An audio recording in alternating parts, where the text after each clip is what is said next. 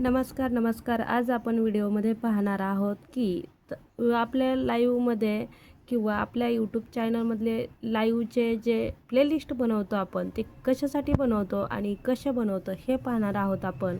त्याचा फायदा काय आहे किंवा ते बनवताना काय काय करायला लागतं ते आपण व्हिडिओमध्ये पाहणार आहोत. तर सर्वात पहिलं तर आपण जाऊयात यूट्यूबला.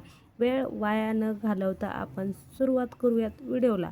का तर मग आपला एकदम लॉंगवाला व्हिडिओ नको आहे, शॉर्टमध्ये हवा आहे. तर आपल्याला पहिलं तर यूट्यूबमध्ये जायचं आहे. यूट्यूबमध्ये गेल्यावरती आपल्या चॅनलमध्ये जायचं आहे. कॉर्नरला आपलं चॅनल असतं तिथे जायचं आहे. तिथून वरती केल्यावरती आपलं चॅनल व्ह्यूज चॅनलमध्ये जायचं आहे. वरती क्लिक करत आहे. जिथे जिथे हवं तिथे मी आणि व्हिडिओ व्यवस्थित आणि सविस्तर पहा म्हणजे समजला जाईल. आणि लाईव्ह पण आपण प्लेलिस्ट बनवू शकतो. शॉर्ट व्हिडिओ पण प्लेलिस्टमध्ये टाकू शकतो. प्लस लाँग व्हिडिओ असतात तेही आपण प्लेलिस्टमध्ये टाकू शकतो. तर आपण हे बघा, हे जे लाईव्हमध्ये जायचं आहे. आता व्हिडिओ, शॉर्ट व्हिडिओ आणि लाईव्ह आणि प्लेलिस्ट आहे.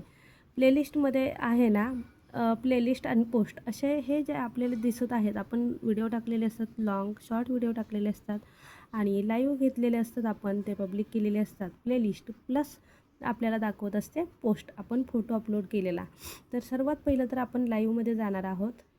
ह्या ज्या प्लेलिस्ट आहेत हे बघा, ऑलरेडी मी प्लेलिस्ट बनवलेल्या आहेत, त्या तुम्हाला दाखवते मी. अशा प्लेलिस्ट बनवलेल्या आहेत मी.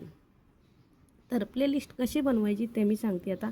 सगळ्यात महत्त्वाचं म्हणजे आपण जर प्लेलिस्ट बनवत असतो ना, तर लाईव्हला थंबनेल लावणं खूप महत्त्वाचं आहे, अगदी महत्त्वाचं आहे. जर तुम्ही प्लेलिस्ट बनवत असाल ना, तर थंबनेल हा अत्यंत महत्त्वाचा आहे आणि थंबनेल गरजेचाच आहे म्हटलं तरी चालेल. त्यावरून आपल्याला पटपट थंबनेल बनवता येतात. कारण आपण थंबनेल लावलेला असतो ना, प्लेलिस्ट पटपट बनवता येते. तर मी बऱ्याच ठिकाणी काही माझे थंबनेल लावायचे बाकी आहेत. हे करंटवाले लाईव्ह आहेत, पण मी अगोदरच्यांना हे केलेले आहेत, थंबनेल दिलेले आहेत. सगळे अट्रॅक्टिव्ह असे थंबनेल द्यायचे. फोटोजचे दिले तरी चालतील किंवा मग बनवून दिले तरी चालतात. तर मी वेळेअभावी पटपट फोटोचे थंबनेल दिलेले आहेत. तर हे पाहू शकता तुम्ही, सगळे थंबनेल आहेत. तर मग असे थंबनेल तुम्ही लावायचे. नसेल जमत तर पुन्हा मी 1-2 दिवसामध्ये हाही व्हिडिओ अपलोड कराल. तर व्हिडिओ कंटिन्यू पहा आणि शेवटपर्यंत पहा, म्हणजे तुम्हाला सगळं स्टेप बाय स्टेप समजून जाईल. व्हिडिओ बिलकुल स्किप करू नका. चला तर मग आपण थंबनेल बनवूयात, प्लेलिस्ट बनवूयात. आपल्याला प्लेलिस्ट बनवायची आहे. तर काय करायचं, पहिलं तर लाईव्हमध्ये गेलो आहे आपण.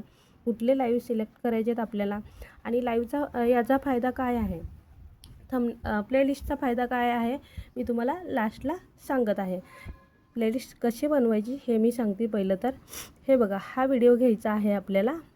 हा व्हिडिओ घ्यायचा असेल तर प्लेलिस्टमध्ये घ्यायचा असेल तर 3 डॉट आहेत बाजूला, 3 डॉटवरती क्लिक करायचं आहे आणि हे बघा असं पेज ओपन होईल. तर यात एडिट करायचं नाही, शेअर करायचं नाही, डाउनलोड करायचं नाही. शेवटू प्लेलिस्ट असं ऑप्शन आहे, त्याला क्लिक करायचं बस, म्हणजे तो गेला आहे प्लेलिस्टमध्ये. तो प्लेलिस्टमध्ये गेलेला आहे व्हिडिओ. आणि प्लेलिस्टला नाव पण द्यायचं आहे, तितकंच गरजेचं आहे. प्लेलिस्टला नाव द्यायचं आहे. न्यू प्लेलिस्ट बनवत आहोत आपण. तो व्हिडिओ आपण घेतलेला आहे प्लेलिस्टमध्ये. तर इथं टायटल टाकायचं आहे. टायटल टाकूयात. टायटल तुम्ही काही टाकू शकता. मला हा प्लेलिस्ट रात्री लावणार आहे म्हणून मी आजची तारीख टाकत आहे 10/7. तुम्हाला 6 झाले, 7 असं आहे बघा. असं टाकते आणि मला रात्री लावायचं आहे, तर मी नाईट लिहिते. पुढे नाईट लिहिते.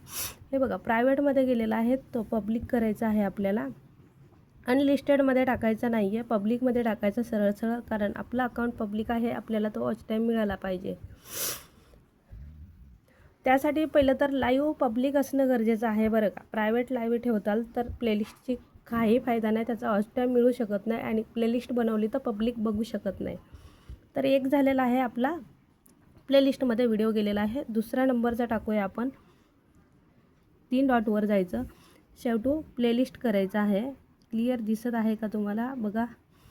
आणि इथे बघा लिस्ट येत आहेत, कुठल्या लिस्टमध्ये तो व्हिडिओ पाठवायचा ते येतं आहे. तर आता आपण 10/7 नाईट केलेला आहे, त्यामध्ये आपण ॲड करायचं आहे, म्हणजे याच्यावरती क्लिक करायचं आहे.